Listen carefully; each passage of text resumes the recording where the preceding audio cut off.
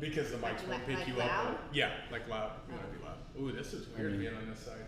It's nice being behind. That's why I was nervous that JP was going to be behind me and start butt darting me. Butt dart. Why is there a hole in the bottom of the seat? It's for butt darting. It's called the Gaddafi. I don't know. Don't Google that, please. Oh, I just got the visual. Okay, I get it. Larry Adams is in. That's in. Oh, Three Amigos. We got 2 minutes. 2 minutes and counting. I don't know if this is going to be Mark enough. Myers is in. I already got some. I saw two opus being held for Mark Myers. I wonder if he actually knows it. We'll Oh sell yeah, them. Mark Meyer. We'll probably sell him before he gets here. This. I smelled this in the humidor, and it smelled. I thought I was having a stroke. It smelled like chocolate, like milk chocolate. I had the Habano last night, Why would you do that? which I think was the white wrapper. The- Actually, I think the that one's Habano? Connecticut. This is the Connecticut, yeah. Zulu? I've never had this, Zulu although I is have good. seen it. Holy Jesus. That's I good. like the label. That is actually Grand Habano. Just put this right in the middle. It blocks all of Pops. Did you know that? That's Grand Habano. Mm-hmm. I'm gonna creep that right into frame there. Oh, that's like right there. That's it. Yeah, that's right. Okay. You're gonna play Yeah. Tequila Bartender. Oh. 50-second. Jim Trader's in. Jim Trader's in. Brother. Okay. So this is different because I cannot see. I can't see the screen for once. Oh, but I can see yours. I can hop Yeah, in yeah. there.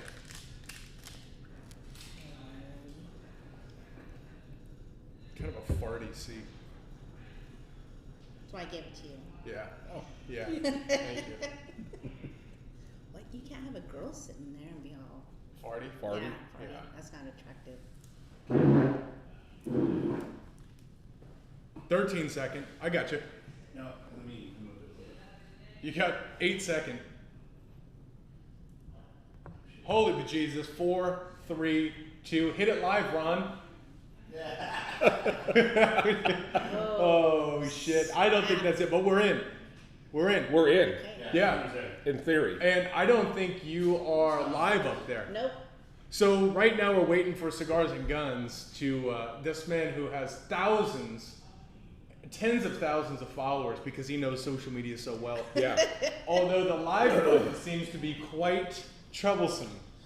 He's learning. So Here, we're giving scoot it a over second. here. We're good here. Yep. So you can let's be in tighten your up own here. cigars and guns This is deal. good. We got Brandon's head kind of peeking in. Oh, what's up, Cigars and Guns? I'll slide. All right, let's do this. We're good. Cheers. Cheers. Cheers. Salud. Tink. Some Yeah. Cheers. One more back there. Mm. Tink. Season ticket holder back there. Oh, showtime. All right. God damn. That's not Oh. easy I drinking was shit having there. a Why is Cigar bourbon earlier. Newbies counting down so far behind? Because that iPad is a piece of shit. Oh, that explains it. So what's up, everybody? This is this was formerly Cigars 101. It has now turned into a name that we don't have figured out. Although that's why we brought you in tonight, Kathleen, because by the end we need a show name because this was Cigars 101, and it's still somewhat Cigars 101. For people who have questions, feel free to fire them in. At some point, we're going to catch up with the technology here, and then we'll be able to answer those questions and we can kind of talk about them. But if you missed last week's show, you missed a doozy. It Oh, it was. was interesting. You were in on a lot of that. We talked ghosts, aliens, Sasquatches with a Sasquatch hunter and the husband of a ghost hunter. I did miss the Sasquatch part. You missed the Sasquatch Yeah. part? That was the I know. It's the main I mean, that's- feature. It was. That's where our guest that out of camera right now, he tuned out. As soon as he heard Sasquatch, he said, I'm out. Oh, really? Yeah. Oh, I would have thought that JP No. would have been kind of a Squatch I guy. was like, fuck this, I'm out. Right? Yeah, he looks the type, right? Looks kind of squatchy. Yeah. He does. Looks a little bit squatchy. Okay, so Pops, good to have you back. We pulled It's you nice out. to be back. Yeah, I was benched for a couple weeks. I'm sure it's had something to do with all of the offending I did at people in Honestly, San Francisco last week. you were out of the country. I was out of the country. I was in a foreign country like Chicago Yeah. last week. And you offended a lot of people on Saturday at the shop. I'm going to be honest. We're an equal opportunity offender. We will. I mean, Yeah. I won't hop into it, although this is probably a less guarded show, less of a family show than Saturday at the shop. Oh, Saturday at the shop's a family show. Well, if you saw last week, you would understand this one as well.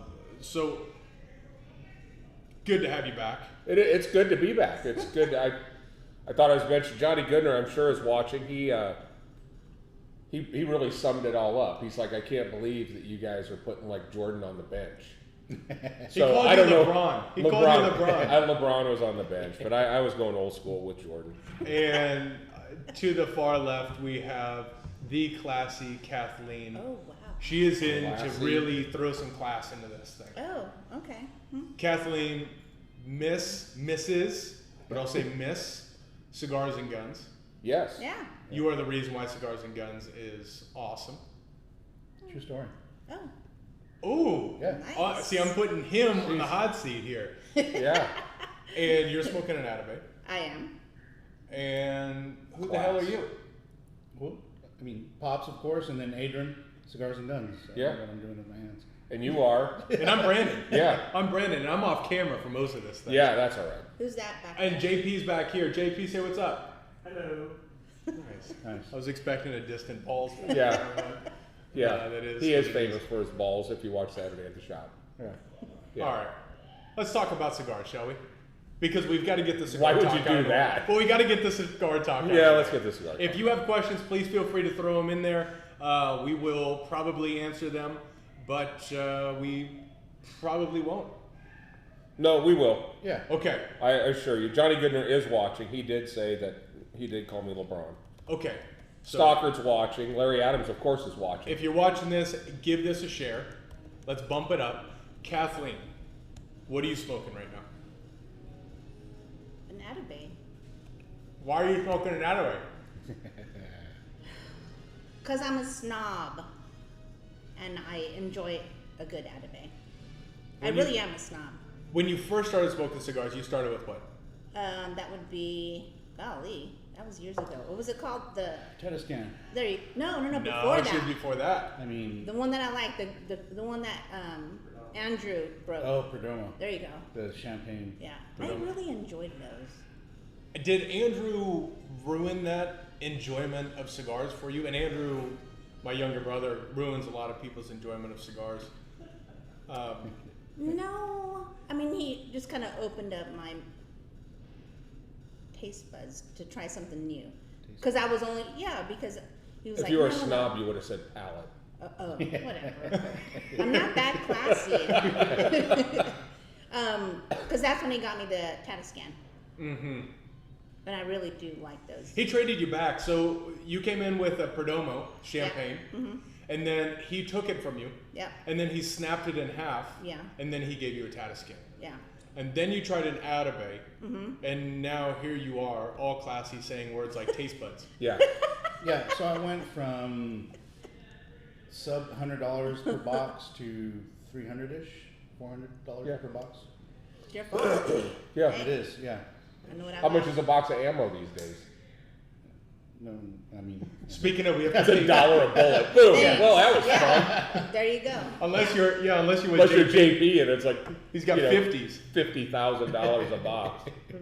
Yeah. Guys Oh, shooting yeah. cannons over here. So for you,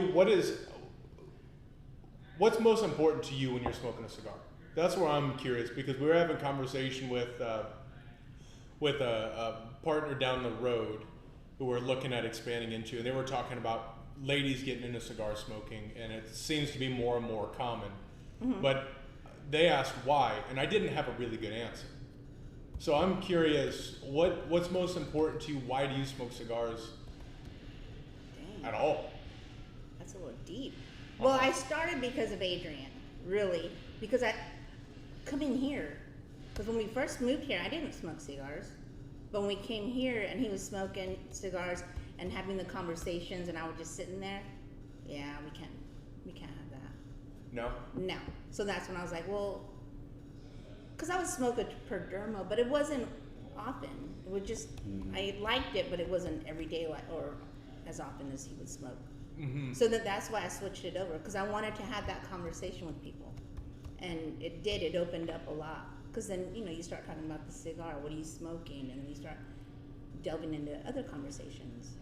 So would you say that you're into cigars now, where you actually look forward to having a cigar, or is it more about the camaraderie and you have a cigar along with it? Both. Okay. Both. Mm-hmm. Which one is more important, the camaraderie or the cigar? The camaraderie. Yeah. I'm curious for everyone who's watching too, what is it for you? Is it the camaraderie or is it the cigar? It's both. I mean, so I'm a longtime smoker, so it's to me it's the relaxation, the reflection of your day, and just the enjoyment of cigars. And I think the people is an added feature to that. Mm-hmm. Oh, yeah. Where are you at, Bob? I think there's that kind of mental element that, because I don't smoke cigars during the day, it's kind of that the day's over. This is kind of my reminder that the day's over. And but like at night, if I sit out and watch TV for a little bit or something, I mean, I'll still smoke 3 cigars. I still smoke a good volume, and I look forward to them, and I think about them and concentrate on them and pick out the notes and all the other stuff. But when you're up here, it's different, because you get, your mind is that conversation that's happening. So it is cool. I was in, that foreign country, Chicago, last week, went to a couple of cigar lounges that doesn't have this culture. Just people go in and they sit down and do the utility of smoking the cigar, and then they get up and leave, really not interested in engaging. And it was almost awkward when you come from an environment like ours, but it does let you just sit and concentrate about your cigar more, because you're not having that conversation. Yeah, but I was kind of looking like, that guy over there, he's a target. I'm gonna go over and talk to him. I just want to stir up the conversation. Hey, how you doing? Fine. Yeah. I was like, all right, well, you don't want to have a conversation. I can see that. Yeah. It just wasn't that. I think we talked about that last week. We talked about, it's like you're waiting to get into double dutch. You're sitting with this stranger that here you could just, all you got to do is kind of laugh at one of their jokes and they're going to pull you in. Oh, yeah. But you're just sitting there, you're turning your whole body to them like, talk to me, please. Yeah. But then once you get at it and there's nothing, I saw that. I thought I'd go support a local shop. Stopped at, went in. The guy up front said nothing, no hi. Went in, picked my cigar, nothing. Got out, took my money. Went, oh, industrial, huh? Yeah, industrial. Okay, that was it. And then I sat down, and the rest, I think that permeated the culture of the shop. Is you had these 2 or 3 guys, and especially I empathize as well for ladies who are stepping into a lounge that are predominantly men. Stepping into that would be for me, I was very comfortable in the culture, but very uncomfortable in the position. Where I could just say that, and if I was a female stepping into it, and you get, especially with most of them are laid out, so you have to walk through the lounge to get to the humidor. So you just feel like fresh meat, just walking through. It's like, I don't want to be here. Yeah. These guys they'll look at me like JP looks at me when I walk through. I'm thinking, man, I'm not hungry. about this. Yeah, and John, I think John's saying it there as well. The camaraderie. Yeah, camaraderie for sure. By chance, John McGowan also started with the Perdomo Champagne 10th anniversary. Or Lot 23s. Yeah, I think so many people go. Yeah. There is one cigar that I hear more and more often of the cigar that changed where they had their first cigar. When they consider themselves as cigar smokers, there's a particular one. Do you know which one I'm thinking of? No. There's a particular cigar where people go, oh, I smoked this. And then they hang on to it for, could be years. But there is one, and almost no one says it right, but people will say, this is what I smoke. And it's a cool thing because they go, okay, they've been smoking cigars for a while. And Padron is one of them, but the one I'm thinking is, they say Olivia, but Oliva Malanya. Wow. Yeah. That's like the first big dog, $15 cigar that they purchased. Yeah. And you just went straight up out of it. I did. Yeah. Well, it's his fault. Mhm. Yeah, it's not my fault. We had an It interesting was y'all's conversation the other day on Saturday. Some guys came in, first time in, 2 guys, and they were into spirits. They were into bourbon and they were into scotch. And we started talking, and they started talking about some of their spirits, but they were still kind of new to cigars. And the one thing I mentioned to them is the cool thing about cigars is, like in the case of Atabey, $25 to $35. For $25 to $35, you can really smoke something that is from the top shelf and find out what good tastes like. Mm-hmm. Whereas if you're in spirits and you're sitting there looking at that Macallan 25 on the top shelf, it's like to taste what is good is sometimes out of reach for a lot of people. Mm-hmm. Yeah. So this is one of the few things that you can smoke good, smoke great, and then make your adjustments from there. You may smoke an Atabey and go, this is really good, but it seems like it's about like the $12 cigar that I usually smoke. Yeah. And until their palate matures and stuff like that, they're just gonna still, if that's what you think, that's fine. While you're smoking cigars. Yeah, I agree with that. I agree with that because just as what we were speaking about earlier, if someone wants to try a Louis, that's a $350 shot of Louis, and you better savor that thing because it's not going to last you long. Right. But you can smoke an Atabey for an hour, 2 hours, 3 hours, whatever that may be, and really have an exceptional time. Yep. No, and it does change you. I mean, it will ruin you to get into something sweet. Yeah, it really does, unless you're someone like Elliot that can, smoke an Atabey every day, multiple times throughout the day. Now, if you could, would you? Yeah. You'd go Atabey, nothing else. Yeah, because to me, it's like when and it's a higher priced cigar, and when people ask, and so I'll give to my buddies, Atabeys, and they know the Atabeys are an expensive premium cigar, and my answer to that is, if you're gonna enjoy a cigar and really savor the moment, Atabey is the way to go. Yep. Whether you're having a great day, if it's celebratory or a bad day, that moment in time is going to be better. Yeah. Well, what are you thinking? Because I think I'm with you. Well, I do enjoy the Atabey, but there was one cigar that y'all don't sell anymore, the Cavalier. JP gave me it. Oh. I mean, not that they I don't sell it. thoroughly enjoyed that cigar, and when I found out you don't sell it anymore, I was like, really? I like They just ran out.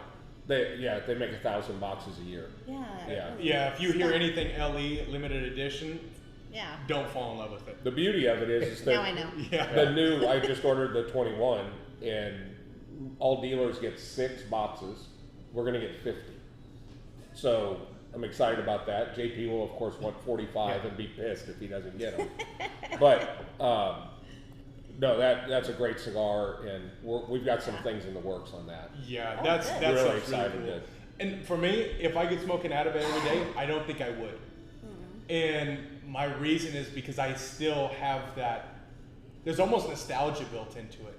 That reminder when you smoke something that is of that quality, and be it top line opus, whatever fits in that top line. When you smoke something, I can smoke an aviator all day, every day, no problem, not get sick of it. But when I go to that Atabey, when I go to the Byrons, when I get to that level, That level, yeah. it's a different experience. The Toro XL. Shit, yeah, that top level where, I almost pity on Elliot because he can't smoke a $10 cigar and really be excited about Yeah. it. And there's so many things like this that I'm smoking is fantastic. It is good. It's really nice. It's got texture like marshmallow, like really smooth, really ample, no pepper. Are those new? Yeah, these Yeah, are new. It's okay. by Grand Habano called the Zulu, and it's really sensational. Yeah, it's That's good. It's George's, the owner, George. It's his personal blend. It's not widely distributed. Very good. Actually, I saw a guy on one of the groups that I'm in that was posted a picture of it and says, "Does anybody know what this is? I bought a box of them a while back." He was a North Texas guy. I connected with him, told him, "We'll get some if you want some." And I let him know he's going to come back up and get I'm some. glad But you did, because these I are told nice. George. I actually went straight to George on that, and he got us to make sure we had a couple boxes to try it. But the Habano, The Habano does one of these at the end. It really ramps up in intensity towards the end of the cigar. But I'm interested in trying the Connecticut. I'll tell you what, I've had some really good Connecticut's recently. You know, a lot of people are staying away from, you know, they think Connecticut, they've kind of moved on to a Habano wrapper, or maybe they're smoking more Maduro, or there's, you know, they're kind of on that journey. But step back and try the Pichardo Connecticut is spectacular. Yeah. The Jake Wyatt Connecticut is spectacular. The Cavalier Connecticut is spectacular. I mean, there are some really good, complex Connecticut's out there right now. I think a lot of it has to do with these guys. They saw the wrapper shortage coming on more full-bodied wrappers, and it kind of forced them to go back and take what was a pretty sophisticated blend and wrap it in Connecticut, because that's what's available. Yeah, I agree. That's going to be a big issue, and it's going to become a bigger problem by the end of the year. But this is where the flavor lies. This is my biggest irk with the entire industry now, especially where we live in the small guys, is there's so much power chasing. There's so much make the strongest cigar we can, make the strongest, and there's a market for that. I mean, there are people that enjoy that, but there are far more people that just want flavor. It's a niche. It really is a super niche. strong, and when their whole sales pitch to us is, this is stronger than the strongest cigar I've ever made. That's you're narrowing the amount of people that will actually smoke that cigar. And I've found that the guys that are really chasing super strong are also chasing price point. And I think that's why JFR and some of that stuff does pretty well, because they're chasing a price point too. Yeah. You know, they want their brains kicked in for $8.99. Which you could get your brains kicked in for an undercooked cigar. Oh, no doubt about it. Aggression, and that's the problem, is strength and aggression are two different things, right? Yeah, most definitely. The sensation of really strength of nicotine content of what we're talking about, like for instance, what JP gave you, the Neanderthal, is a full cigar. It's a strong cigar, but it's not as super aggressive as if you have something that's undercooked or under fermented.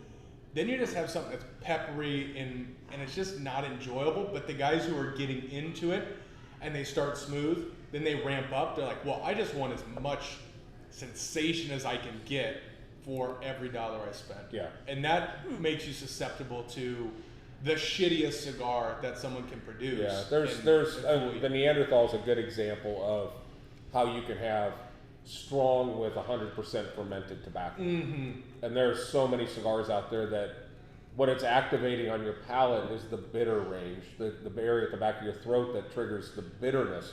And people think that bitter is strong. Bitter is just bitter. But that it's impact. And if you smoke enough cigars, at some point you want to kind of curl back. And I mean, I'm even catching myself now. I'm a black coffee drinker, throwing just a little bit of cream in it now, because it's just kind of time. I'm in that phase where I just want to knock that bitter edge off a little bit. Yep, you know? I agree with you. And I mean, there's probably a lot of guys that drink things neat, and all of a sudden they're throwing a couple rocks in it, or whatever the case may be. Yeah. So your palate changes every 7 years. Every 7 years? Yeah, I mean, that makes perfect sense. I mean, and if the more cigars you smoke, I think the more you're in tune with those changes. And I feel as though maybe you just don't want to get bored and hooked on the same thing. I think you're more in tune with the ebbs and flows of what your palate's doing. Yeah, so I'll go back. John McGowan makes a comment when we're talking about Atabays. He says he thinks Atabay is better than Opus. And I will, and getting back to the question when you asked me if I could smoke an Atabay every day, when I come here, I'll smoke 3, if not 4 cigars. So I'll start with what I know will be a good cigar. Let's call it an Atabay. But if I have an Opus, if I have something else, and Aladinos are great, right? So I'll start with something I know is going to be super awesome, and then I have a line of cigars that y'all carry here that are just as phenomenal. So you go the best, and then work your way back from there. Yeah, I want to start my day Fresh palate. Fresh palate. Yeah, with the best that I have at that time. It may not be Atabay, but it'll be whatever I have access to. From a pure cigar 101 perspective, if you are smoking multiple cigars in one sitting, have some chocolate covered almonds or chocolate covered cashews or just chocolate, anything like that will clean that palate in between cigars, because people don't realize how much the previous cigar lingers and sits on your palate, and it will affect what happens on your next cigar. So you may have some residual pepper that sat around on a cigar that ends up just getting lit up, but it might not be the cigar flavor profile. It might just be the heat from the cigar that's heating that up, and all of a sudden you have a perception you have a peppery cigar. I'll do the, swish the scope in the mouth for a little Which bit. works great. Yeah. Oh. Kathleen, what's something that you've learned in cigars that you can't forget? Is there a lesson? Is there something that you take? Because you basically you're like a factory rider in motocross. Factory rider means they've got the full team that gets the cigar, gets it, for them, they just have to get on the bike and ride. So you're like a factory rider, right? So there isn't you don't have to necessarily worry about the cutting, maybe some of the lighting, but is there something in the process that you've seen that has helped you enjoy it better? Is there something that you would tell people that, make sure to do this or don't do this? You're in the hot seat, by the way. Yeah. I just told her about an hour ago, I said, hey, I've got a quick question for you. Will you step into the room, at this time? Take a seat. Yeah. No, I just never knew about toasting it. I mean, so now I know when I get handed the Because I would do that for her. Yeah. To your point, I would cut and it. y'all did too. Yeah. Yeah. So, but I have a question. So out of the 5 or 6 characteristics that degrade a cigar, which one would you say you kind of say is the most important to you when you're enjoying it? So for the sake of the newbie universe out there, what are the 5 factors that you are talking about? I think there's 5. I know Cigar Aficionado has 6. I do draw, fire, flavor, burn. Did I say smoke? No. Smoke would be 5. well, if I have an issue with draw. I guess I do too. if I'm smoking one and I can't Draw on it. draw on it, That turns you off. yeah, it's like I don't want it anymore. I I'm think tired of fighting it. Yep, I agree. when we're ranking cigars, I give half of the point value, so to speak, half of it, I look at performance. And you know what I look at? What takes Draw, up 50%? but I'm talking about draw, burn line, ash. A lot of the things that JP had as independent, I kind of cluster those into just the performance side of the cigar. When I'm evaluating a line and evaluating a cigar, there's another element that comes into it for me, and it's personality. Because the personality of the owner is very important to me, because I want to know their mindset when they create it, right? If Pininfarina is creating a Ferrari, you can picture that agency and how they take every edge and they pay attention to every edge. If it's someone who we've had the pleasure of meeting and they're a dickhead, well, there are some cigars that JP smokes that the guy's a dickhead, but it's still a phenomenal cigar. Mm-hmm. But it's something that, if I'm being honest, it clouds my perception of the line, because I picture myself in my own scope. I have to deal with them. I have to connect with them. I have to understand them, and that's why I love Crux. That's why I love Principle. That's why I love Atabey. That's why I love our top lines, because honestly, I'm very biased to the personality. Like for me, the performance and the personality are the two that are. We get it. We have a really. That's one rare element that we have to evaluate cigars that others don't have purview to. I think a lot of people have heard us tell the story. I think the ICC University goes a long ways towards that. And if you go into our newbies page, go to our YouTube page. There's historically the ICC universities. Sebastian from Cavalier, Patrick that's from phenomenal. Potoro, Yeah. and what we're looking for is a guy. When we say, "What is your mission? What drives you in cigars?" The guy that says, "I want to make the best cigar in the world," is the guy that I like. The guy that says I want to make make the the best most cigars I can at $6.99, it's not. He doesn't. That doesn't work for me. Or I make the best cigars in the world. There's a few of those. You know, there are quite a few of those. There's some guys that There's- believe their own press. There For sure. really are, and that makes it difficult for us. You know, because we have to curate that, because we have to have people we believe in too. Yeah. And I think it's a lot with, like you spoke. The most important is camaraderie. Mm-hmm. Someone who you're sitting with could ruin everything for you. Right? You could sit and just go, this cigar sucks. This experience, this hour of my life, I've wasted because who I'm with. And we know if we pass on a brand that is owned by someone who we don't believe in, we're just kind of packaging up. Yeah. I think a perfect example, he's sitting here right now, is Jamond with Definition Cigars.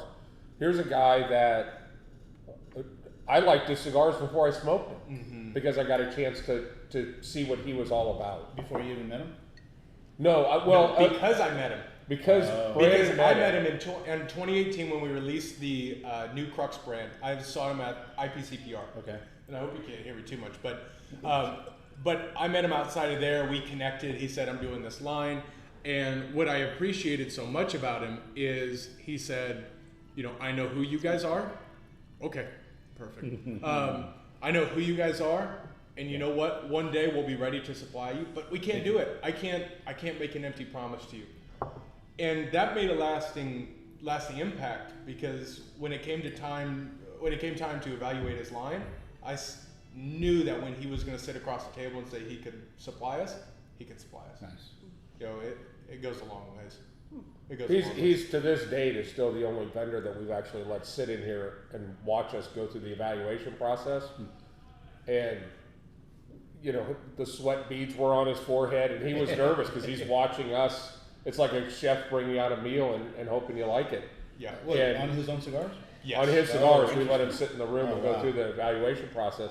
But when it was all said and done, it wasn't. If we were hard on a particular cigar, he's like, "Man, I learned a lot." Yeah. Instead of somebody arguing with us that we should have liked what we didn't like. Yeah. And there's a few of those in the industry. There's some guys that have put themselves on certain pedestals. Yeah, you But see that. that's- Yeah, and that's you know, that's organic feedback. It's live feedback, right? And I'm sure, and I've heard, you know, hey, maybe you should change this label or change the band on this one, and maybe you should call it this, and this should be your, you know, the 918, right? Mm-hmm. So yeah, I mean that's great for him to be part of that. John coming in. Do we still have the trilogy cut? We still have two sitting in here. Yeah. But the trilogy cut, and if I can just explain what that is, instead of a straight cut or a V cut or a punch, it's the new rendition of a punch. And it's called the trilogy punch. And basically it's this little poker that's serrated on both sides, very sharp, great prison shank. Prison shank. Perfect. And you pilot 3 holes into the cap of it. What you're doing is creating an air hockey table type effect, because you want the coolest smoke you can get. Yep. It's the most flavorful smoke you can get. I forget about it. I mean, I love the cut, and I forget about it. We watched it this weekend, and I forgot about it too. Yeah, I and need then to put it in my carrying case. yeah. Is that just a preference, or is something that should be done on certain cigars? Well, there's Lighter certain cigars. great cigars, question, yeah. lower price cigars, I found really struggle if they didn't construct the cigar very well. As you go to screw that in, caps will start to break and everything else. Yeah. Cigars like Atabey and stuff that are done really well, they can handle the trilogy punch without any problem. Well, like yours is at an angle. Yeah, this was a very tight torpedo, Oh. so I cut it okay. at an angle just to expose a little bit more surface area, instead of just cutting it here where it may have a tendency to be tight. Yeah. Oh, okay. Oh. Okay. So I want to pivot a little bit. Squatch talk. Thank you, Jim. Squatch, is he real or is he fake? That's the first question. You know my answer to that, Kathleen. I don't know. I'm curious. I don't know. Well, hang on. Where do you think, Pops? Where do you think Kathleen sits on the Sasquatch? I think I don't think she's a believer. I think she wants to believe, but I don't think she's a believer. Yeah. I do want to believe. Yeah, me too. Because I think it would be freaking amazing. And I want to go to Oklahoma and get that bounty on that Sasquatch. Could you imagine being the first person to shoot a squatch? That'd be freaking awesome. That's murder because Too close to you would humans? be a human. There is no Sasquatch. Oh, my God. How do you know it's murder? Well, he's got pockets. And he's like, oh, shit. He's wearing cargo Whoops. pants. Look at that. Where did he get the cargo pants? Oh, man. Yeah, that's, I see what's weird is I just, on the Squatch talk, I mean, obviously we're off the rails now, but on the Squatch talk, I think that I just trust McClurkin so much. And the other thing, and I don't know if I ever told you this story, but my dad's uncle was 7 foot tall. no, he was the sheriff in Nebraska City Okay. for a long time. And when I was a little kid, I was probably 8. We went down to Nebraska City, and I didn't understand why. And we met him in this watermelon field, and he showed us these watermelons that had been stepped on, and a person didn't step on them. Oh. These Dad's, big, who was it? my dad's uncle. Your mom spent the first 20 years of my life saying that there was a 6 foot spider in her basement. Yeah, I don't believe her.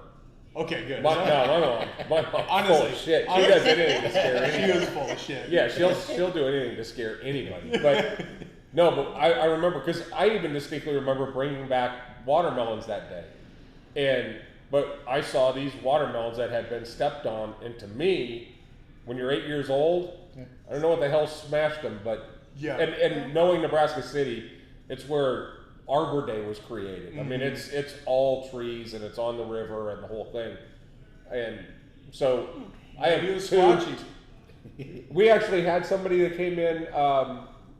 Jordan's family is from Nebraska City, and he brought him in here. Okay. And I asked them if they remembered my dad's uncle, and they did. They've been in Nebraska City forever. I didn't tell them the Sasquatch story. No, you probably should leave that one out. Yeah, I'm gonna leave that They one would've got out. out. Thaddeus Mouton. Sasquatch, no. Loch Ness, yes. Why though? Of all of them to believe in, Yeah. of all grainy photos, Loch Ness surely is the biggest piece of shit. of Yeah, all. I'm not buying Loch Ness. Yeah. No way. It was Nessie walking on land, Jim Trader says. So here's this is the part for those who are watching. Just fire in any question that you Yeah, 'cause have, anything. whether it's Cigars 101 or not. Just fire in a question because let's see who's got the weirdest question. Yeah. JP's gonna win this. if he's watching. Goodner's on, so I know he's got something weird. Yeah. And Larry Adams is in LaGrange, Missouri. You know that there's Sasquatches walking all over down there. Yeah, but I've seen the people in North Central Missouri. Oh yeah. Oh boy, they're Up there in squatchy Chillicothe? people. Oh, they're Yeah. squatchy people. Yeah, they're in their family tree somewhere. Yeah. Yeah. Yeah. Oh shit. Yeah. Yeah. So Keith Blow, thank you for joining. So he's asking, first cigar you ever smoked? We kind of touched on this a little bit earlier, I think it's a great story to run through though. and so we can kind of go around the table. I think we already. Kathleen, what was the first cigar you said? My first cigar was a Swisher Sweet Yep. in the back of my buddy's car when I was drinking beer in high school, and we were smoking Swisher What kind of Sweets. car was it? 55 Chevy. Really? Yeah. Yeah, Tom Quant. Really? We used to sneak into the movie theaters, and into the drive-in. You get like 9 people in the trunk of a 55 Chevy. I mean, Oh, easy. one guy pulling in, 16, 17 years old, pulls into the drive-in, and there's like 9 of us packed in the back of the car. Because you didn't want to pay the 75 cents. No, to that get was in. probably easily 75 cents. Just you, just me, sir. Just me. Yeah. Just want to catch a flick. Yeah. Your Same first cigar, one? yeah, Swisher Sweet. The day I turned 18, I went to the gas station and bought Swisher Sweets with a wood tip. Mine was a black and mild on the front porch with my grandpa Mike because we went to Missouri and got a bunch of bottle rockets, and so we we didn't have punks. Oh, so that was the. So that was the punk. So I Yeah. think my grandma Mickey went and got us Black and Milds, and we sat in the front and we just puffed on it. And I just remember thinking my dad would be so mad right now. And we lit bottle rockets off and just held them with our hand, and it just went off for. solid. Yeah, it was pretty cool. I'll never forget that. That was I'm sure JP probably used Swisher Sweets to blow up mailboxes and frogs and shit when he was little. M80s, Frogs. yeah. What was your first cigar? Mine was actually Siglo 6 in Baghdad. This guy. Oh, Oh, yeah. Siglo 6 in Baghdad. That's the one up of all one ups. Yeah, you won. That's Yeah, you win. that's yeah. Badass. Although he was getting Yeah. shot at, we weren't getting shot at True. the movie, at the drive-ins Yeah. at the Golden Spike. Yeah, no, you win. True. Well, that day I thought I was going to die, so I said, fuck it, why not? You know what? Yeah. That day you thought you were gonna die? That was the first time, yeah.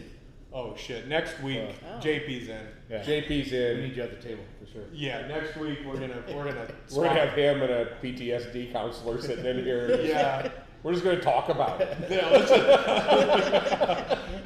Just get it out. It's okay. Yeah. It's okay. oh, so does anyone have any weird questions that come in? Trader's all about the goat man.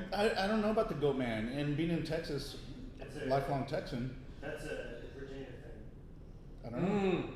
So there's cryptodes and the Mothman, Goatman, all that's East Coast. In Virginia. Oh. That just seems like, but isn't that like the home of hillbillies?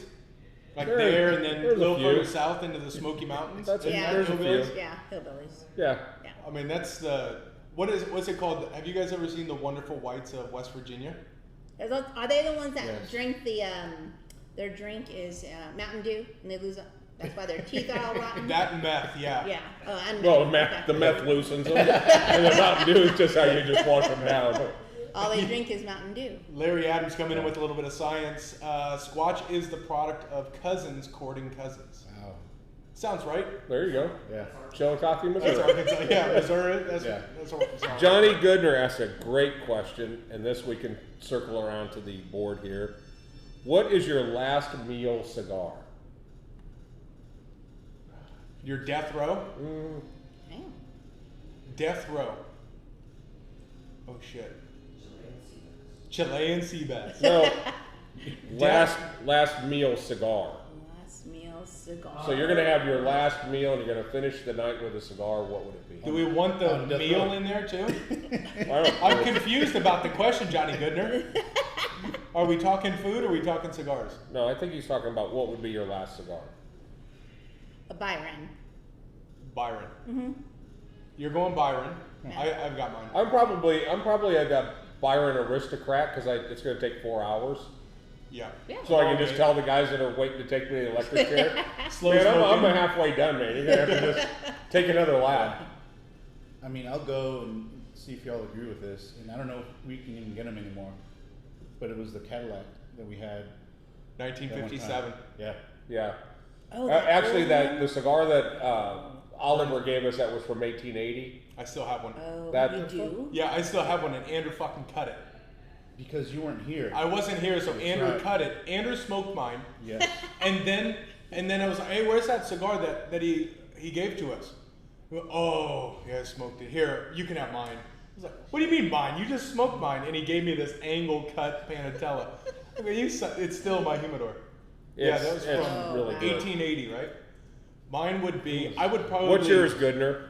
I would probably go full circle to what actually started the beginning, and I still have 3. Swisher Sweet. No, I would go. I would Fucking go. Nope. Playboy by Don Diego, You know what? and I would reminisce over Yeah. because that's when I used to buy cigars when my brothers were underage, and I used to buy them Playboy by Don Diego because, like I said, we thought we were cool, and that I think would be just a good cigar to reflect on everything. Yeah, that really started everything for us. It was pretty cool. Yeah, it's pretty cool. I have 3 of them. Then you got us a box of Yeah. the ones that are different, and then I have 3 of them that have the actual Playboy bunny on them. Those things are sitting in my humidor, and they'll probably That was always her be there. dad's favorite cigar, and yeah, same thing. Whenever we'd go to El Paso, he would request those. So if I could find them, I'd bring them, and yeah, that was his favorite cigar. We're going in August. Better find them. You're going back in August? I'll give you one. I'll give you one of my. I've got a box. That's sitting in a ceramic. I don't know if he smokes anymore. Does he? Did he stop? If we were there, I'm sure he would. I'll give you one. Remind me when you go. I'll give you one of the actual box that I have. Take that with you. Thank you. I think they're like 2006-ish, Yeah. which is about when we started smoking cigars. So it was from potentially the same production run from when we really started smoking cigars. Perfect. So it's pretty Thank cool you. stuff. Yeah, of course. Remind me. Awesome. I'm happy to send It'll it. be his 87th birthday we'll be celebrating, and 64-year anniversary. Wow. Very How cool is that? I know. That's why we're going. Yeah. Johnny Goodner's is first release Cohiba Bahike 54. Which means he has a first release Bahike. Probably does. Mine would be B and F. You're going to be BBMF? that? Yeah. That's. What is it? There's it's by Opus X. It's the big bad motherfucker. Is BBMF. They're about 75 a pop off with no age on them, and they're so good that, and they're so sought after that I don't want to smoke them. It's a unicorn. It is. It's. I know why JP likes it. It's, Yeah. It is. Well, JP's. It's got some balls. Oh, It's okay. got balls. And he's a BBMF. Yeah. Yeah. Is it oily like that one you had the other day? It's not real oily, but the tobacco on the inside of that, the No, filler it's- of that cigar is. I smoked another Opus X the other day, and it was tarring up with the tip really bad. Okay, cool. John McGowan, I said ask any question, and that still stands. Anyone ask any question to what we're doing. Do you pack a lunch, or do you ride the bus? Are you a hot lunch or are you cold lunch? Cold lunch. Cold lunch. Mm-hmm. You were cold lunch? Yeah. Damn, that's fancy. I was cold lunch every once in a while, but most of the time was hot lunch. I was hot lunch. Yeah. Cool. You were cold lunch? Damn, your parents loved you. They did? I guess. I mean, if they were making you lunch, you know how much work goes into making you a lunch? Oh, we didn't talk. We didn't Oh, say. they look. who I made mean, it. these guys. They know these 17 ways to cook bologna. I mean, we Spam. didn't do a lot of. I haven't had a lot of spam in my Yeah. food. No, I I spent no, but Spam's a mystery. bologna with cheese and mustard. Yep. Yeah. This was the best. So if we look at when we feed Alessia and Elias, they eat very good. They eat like beets and broccoli, and they eat all this shit. And when I look back, I legitimately think the majority of our calories we took in were bologna, cheese, and Mustard. mustard, Pop-Tarts, Yep. s'mores, zebra cakes, star cakes, Yep. Taco Bell, Burger King, Yep. number 6 with ketchup, and That's all Andrew ate till he was 13. And I always say this, and I don't know if this is the truth or if I manufacture this truth, but I thought up until I was maybe 12 years old that a steak was hamburger steak. Was yeah. hamburger Yeah, on we- the George Foreman grill. Yeah, hamburger steaks. Hamburger steaks. I don't know if I'm full of shit if I No, make that up, but I no. legitimately thought that We had that's what it was. Hamburger steaks and just throw A1 on And it. A1 on it. Yeah, Yeah. that's. Yeah. And I don't know what the sides were in that. We I didn't don't have remember. Yeah. But No, because the hamburger patties we made were about that. you just pumped us full of HGH. Oh yeah, just look at you guys. Yeah, You're all look freaks. at y'all. Yeah, exactly. Oh, Look that at all was your that. secret. Okay. I mean, Yeah. am I There's far off? steroids in that Because beef. when I look back at my childhood and I think about how good Alessia and Elias have it, Mhm. I think that was a majority of our diet, right? Yeah.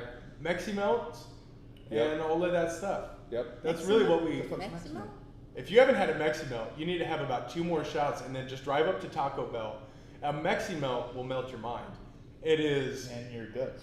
It will. No. Sure. It'll It's melt just everything. it's a tortilla with cheese, a little bit of pico, and then they put it in that steamer, It's and good. they get it really. Oh, moist. it's good. drunk Oh. food. It's drunk It's a food. Yeah. quesadilla. It's a Would quesadilla, that but be- it's kind of a rolled up burrito quesadilla with some ground beef in it. It's a taco. Yeah, it's a Meximo, man. Oh, Mexican did have meat in it. Yeah, Yeah. yeah, meat in it. Yeah. And Nate would get about 6 What? because We you. call it the Mexican pizza. They don't have. Oh, those that's anymore. no that was the they have the Mexican pizza. This They still do? they would roll it up like a mini burrito. You know what? Adams is coming in. She's backing it up. Yeah. Julie's saying bologna, white bread, and mustard with ruffled potato chips. In it. Yeah. Yeah. And the chips in it. In it, Yeah, yes, exactly. yeah. And we would go Lay's. Yeah. Exactly. Yeah. And sometimes Nate would cut up an apple, and I remember there was a time when he was cutting an apple with a Swiss Army knife, and it slipped, and he cut his finger open. And when he showed me, it looked like raw ground beef. He kind of pushed it, and it was kind of pushing out of there. Yeah. I was like, oh, that's not good. And so I don't know if he taped it or what he did, but I know we never got stitches for it. he only got stitches when he got hit in the head that time. Yeah. Super good. No, Yeah, that he hasn't is bounced what we back did. on that one yet. You put the chips in there for a little bit of crunch. Oh, yeah. Yeah, that's how we grew up. That's right? why when we go fishing, I always make bologna, cheese, and mustard sandwiches just so you have that flashback. Yeah, and if you want to be fancy, you just peel the crust off, and then you got crust. Well, if you want to go really fancy, you smoke bologna. Yeah, now Smoked bologna is outrageous. you're fucking rich though. Yeah, Wow. yeah, that's true. You're smoking bologna, and that is next level. Yeah, that is Vienna sausage and crackers. Vienna sausage and crackers. No, okay, all right, I'm for it. So that's how we started. So thanks, John. That's why we said just throw in any question you've got. Lets you see where we're from. Yeah. No, that's all. Okay, so I have a question because you're all parents that I respect, and I know most people who are watching are probably parents, and I'm probably further along the parenting role than I am. But I always ask this with people that I really respect, which is, your kids are, how old are your kids? Old. They're 18? 31 and 25. Oh shit. How fucking old are you? Older than 31. You're that old? 25. Man, you got it figured out. Congratulations. I'm 29. That's awesome. You're 29. Yeah. Congrats. Yeah. Yeah. So with that, if you were to back up all the way to having little young kids in like the prime time, what would you do differently than what you did? Knowing what you know now, if your kids are 4-ish, what do you do different? Probably nothing different. Nothing. Yeah, everything that we instilled in them is what we would instill in the same capacity now. Yeah. Mhm. I was a helicopter mom. That's what they call them nowadays. But Really? I was all about the kids.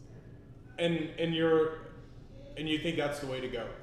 Absolutely. Not as though that's a challenge, but I think that's being connected with. Even more so now, Yeah. I would say. And I've always been very open with them. Our dialogue has been very open. Okay. So I don't hold back anything. And I think that was a good thing. The clarity. Oh, yeah. Because now I have very close relationships with both of them. I'll summarize the sex talk that she had with our son, and it was, the internet was limited at the time, but she went on and showed pictures of STDs and said, look,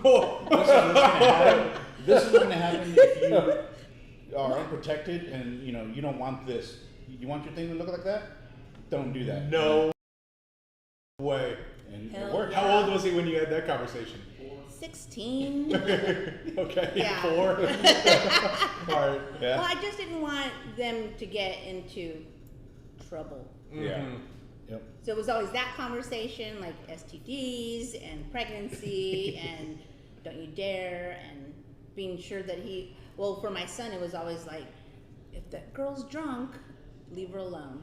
Because you never want that also. Yeah. And I think I did a good job because nothing ever happened and my kids were good. This is the same son that one day I went to my liquor cabinet and poured myself a tequila, It was water. and it was water. And I was like, Yeah. I grabbed the bottle and I was like, Nathan, come here. Because we were his age once. And I said, look, this is añejo tequila, which is typically brown. And if you're going to replace my añejo with water, at least make it tea. Yeah. That looks brown, right? So don't ever do that again. Please. Yeah. I think that in general, I think that parents are raising kids softer, Mm-hmm. and I mean, I was get your ass up and shake yourself off. Yeah. And I think a lot of them are, calling 911 and trying to get a, life flight into the front yard because they scuffed their knee. I think just see, and I don't remember that. Is the thing is, but I watch you with Alessia, and you're just as soon as she bites the dust, it's get up, shake it off. So it's in there. I think the other thing, I started very early scaring the shit out of you guys about drugs.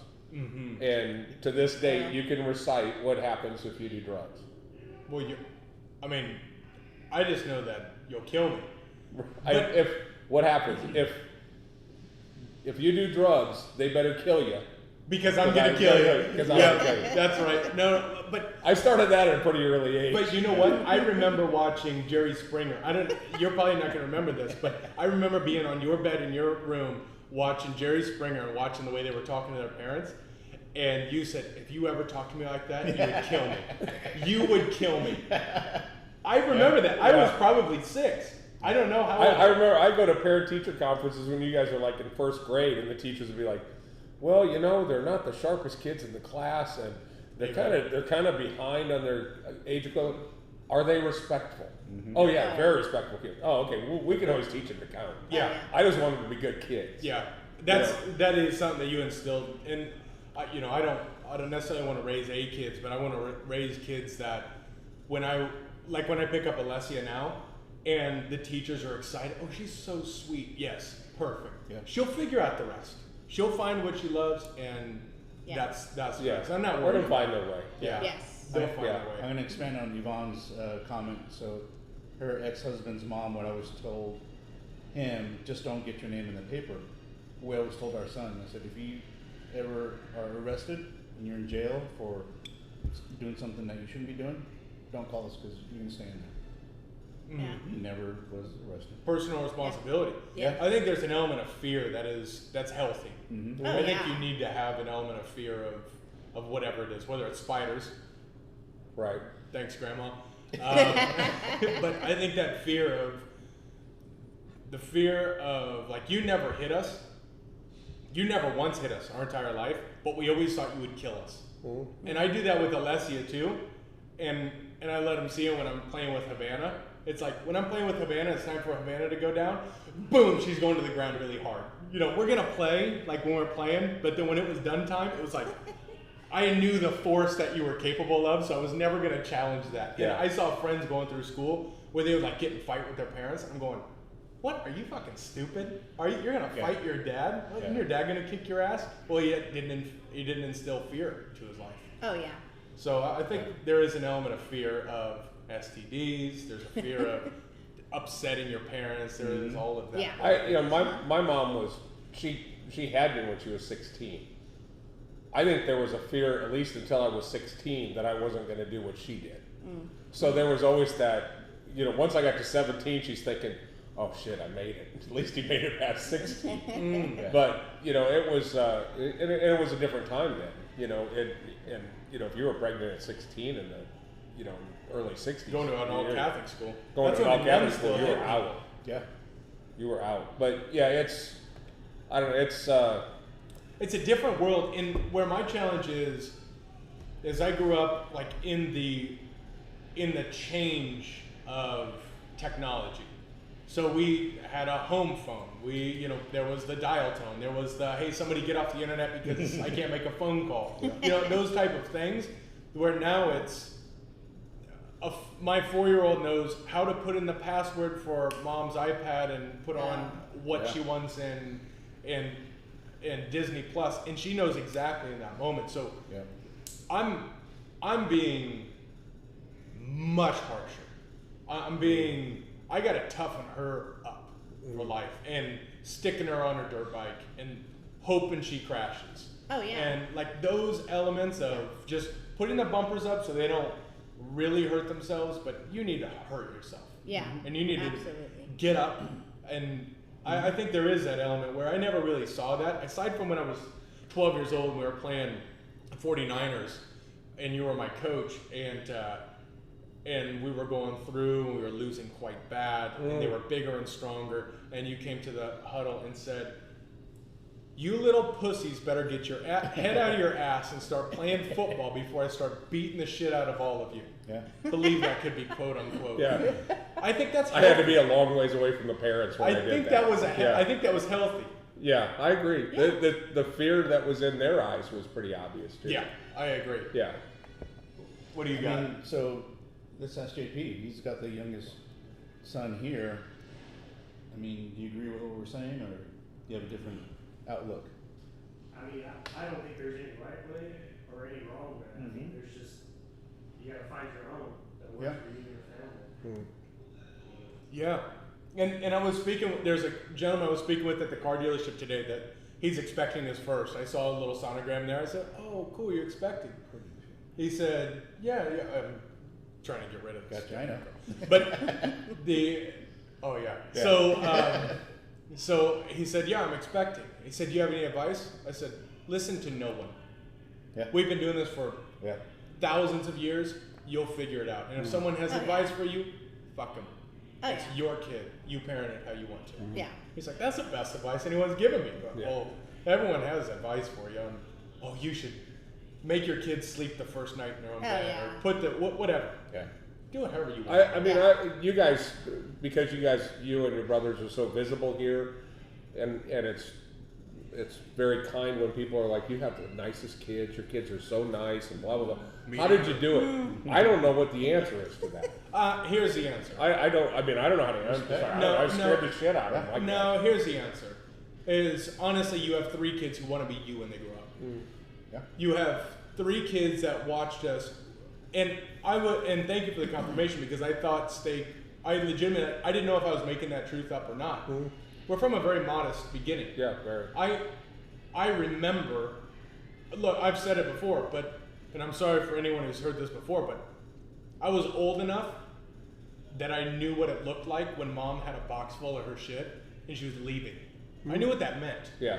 And then you were by yourself, and Grandma helped. I knew what all of that was, and I just watched you grind and grind and grind and grind and lead us in a way where Gabe asked me that the other day. It's like, what do you want to be known as?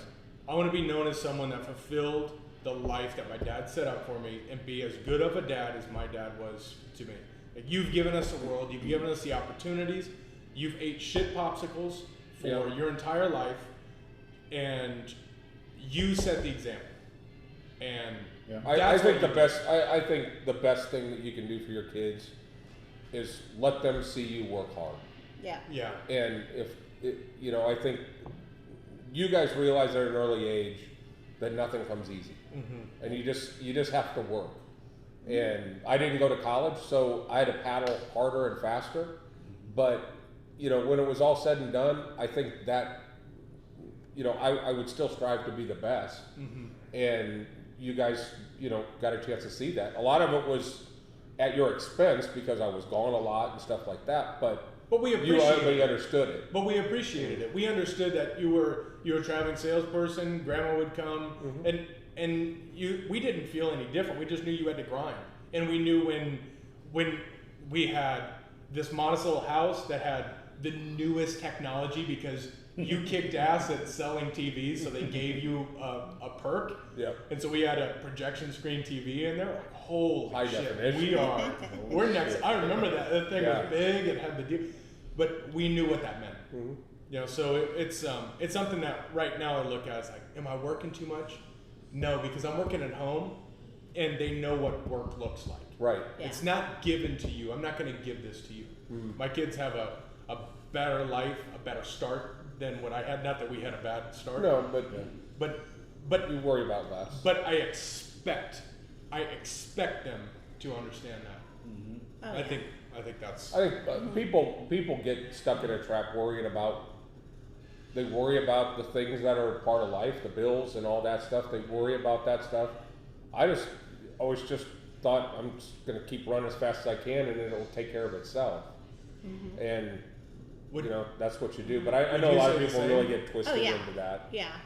I don't think our kids even knew when we were going through struggles or whatever, and we did, but I never put that on them. As far as they know, everything was always great. So I never put anything on them. They knew Like it. financial struggles. Yeah, just certain things, marriage, whatever, losing jobs or whatever. They never knew anything, and I liked it. Like I wanted it that way, but at the same time, they knew that we were always working hard. And to this day, our kids always tell us, God, I appreciate you guys. I know how much you've done for us. I think it was because of the fact that they don't really know the whole story.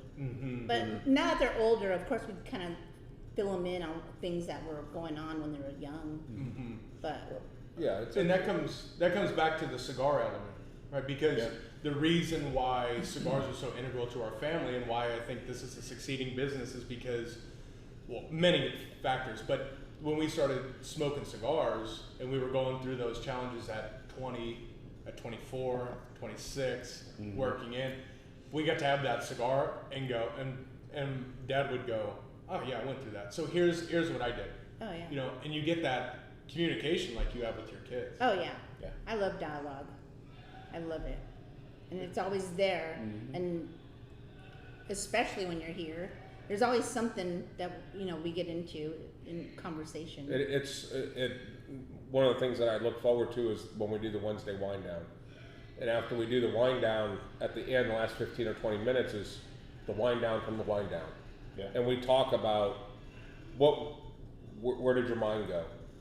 And what's been interesting is certain guys open up and they'll start talking about something that they're going through, whether it's their marriage or whatever.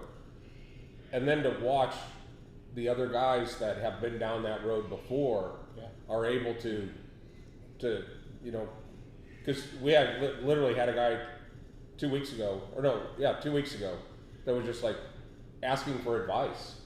And when you got three guys in there that have more laps around the track, you're able to do this, and all of a sudden he's feeling better about going home. He's feeling better about things, and it all happened because we all stopped for a second and smoked a cigar, and just everything.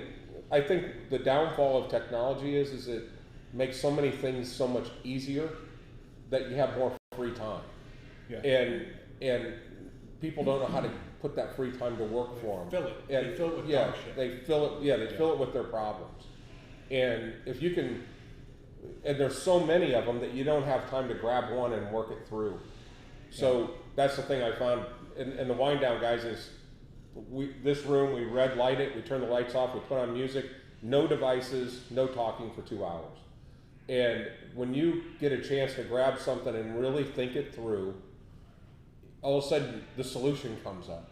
Where when there's emails and comments and all this other shit coming in at you from 30 different directions, you don't have time to grab it. And that's just something that back in the day we didn't have. You had to solve your own problem.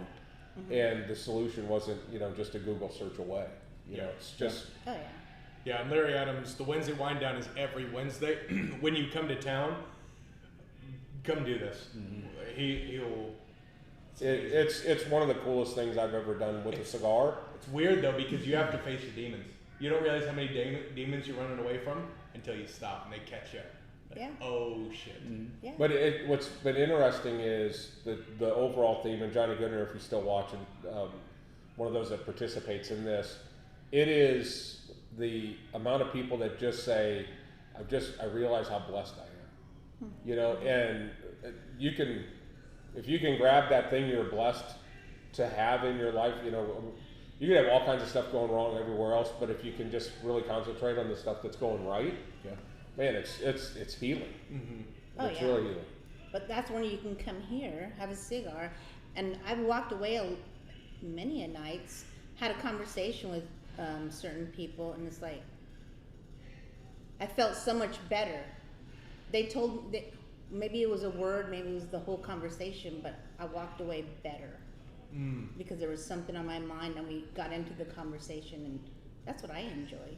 Yeah, I think I've heard it from now 3 different people in the 4 years that we've had the shop that have gone through very difficult times, that have opened up to me personally, saying that they were at a suicidal point in their life, and having the shop and having this place to go and having the cigar has kind of helped them cross that bridge. So, you know, there's a lot of people are going through a lot of shit. That's just the reality of things. And if you can find that thing that will help you walk down the path, that's awesome. Some people have religion or they have a friend network or whatever the case may be, but it's amazing how many people really want to help if you'll just open up. Oh yeah, Yeah. definitely. Well, I think that's Yeah. I think that's pretty solid. I think so. Yeah. Well, that's where we want it to go. You know, that's just overall for those who are still watching, appreciate it. No, but this is what cigar smoking is about. It's about getting into real conversation. Yeah. And I know I'm walking out because I hogged it, and I wanted to learn from you because I respect all of you as people and as parents. I think one of the I just reflect on some time that I've had with JP. You know, he's got this business that's growing, and knew that my background was in sales, and to be able to go to his place and visit with his salespeople and talk to him about sales and stuff, that to me is very second nature. But to be able to share that and to think I wouldn't have got to do that and have that enjoyment and be able to maybe help somebody. Had we not had the cigar, you know, JP and I wouldn't have crossed paths. We wouldn't have crossed paths. Right. Yeah. And you know, my best friend's Ty, and 33 years in the fire department. And I've always told him I would have never met you unless my house was on fire. You know, and you now, went away you at know, the end. and Or now even it's, now, use Dallas. yeah, that's true. But Well, and look at that, because you've had a best friend for 45 years, right? But he's not a cigar smoker. nope. So you're not able to really truly connect with him. And if he was a cigar smoker and you were able to, it would be completely different. You'd be able to decompress with, hey, you're an asshole. And work through some of these things, but because you aren't, well, all right, I'll clock out at 5, I'll see you later. You know, and with that, I think there is that dichotomy of sharing something with someone or not. Yep. It's just that we've said it 100 times. This is the great equalizer. Yeah. So it's really easy to talk to anybody. It doesn't matter what they do. You know, it just doesn't matter. Yep. You know, and it's just a cool experience. And I going to what was the number 1, 2, and 3 cigar lounges in Chicago, and to see that they didn't have that culture. I take it back. The Byron Lounge very much had it, but I think it happened naturally. I don't know that they were facilitating it. You know, where we're introducing people and things like that. So, but a couple of the other places, it wasn't part of their makeup. It wasn't at their core. And the people that come in here when the shop is empty, they're missing a big part of what the shop is all about. You know, so hurry to get down here, Larry. You know, I'm sure in LaGrange there's probably not a lot happening in Cigar Lounge. Has Larry even been here before? Not yet, Not yet. But him and his wife are coming down here, I think next month, at the end of July, when it's 4 million degrees. Yeah, it'll Hey. Yeah. So, Yeah, real quick. Zarky1 on Instagram, he says, have some whiskey on ice and great positive vibes in life. Whether it's whiskey or water or Dr. Pepper or chocolate milk. Yeah. I mean, yeah, just enjoy your cigar, enjoy life. Or tequila. And- Hello. tequila. Yeah, of course. Yeah, it helps. With that, Good point. Life is better with a cigar. I think that's probably assured.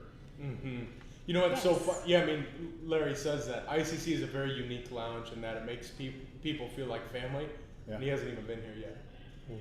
Yeah, Wait I till mean, you're I here. feel like I know him because I see him like Yeah. literally. Me He too. joins our Wednesday podcast that I do with Jeremy Uh-huh. as well. He's like, hey, welcome. I spoke with them this week. I said, just get ready to start looking for houses. Oh yeah. I mean, when you have people that are going, I'm looking for some houses, and when I get to a house, I go on Google Maps and determine what the distance is to the shop.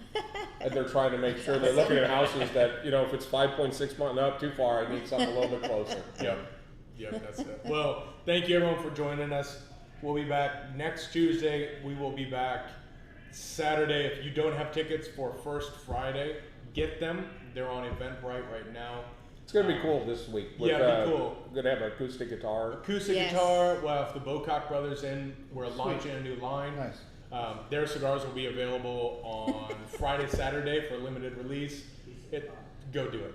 Go Yeah. do it. Yeah. And that's the thing, and I think it's important we pointed out, because they're going to be here, we're only gonna have the cigars available Friday, Saturday, Then we'll reintroduce. and then we'll reintroduce the line, because these guys they're also very passionate about cigars, and it's important that people see the ICC University that you guys are gonna shoot, so that they can see that, they can feel that, these guys aren't just whipping up some cigars to make some money. Hotels half them out from the lounge. Good. Cool. There's a hotel It's that's literally next door. You can 100 walk. yards away. Yeah. Change out room.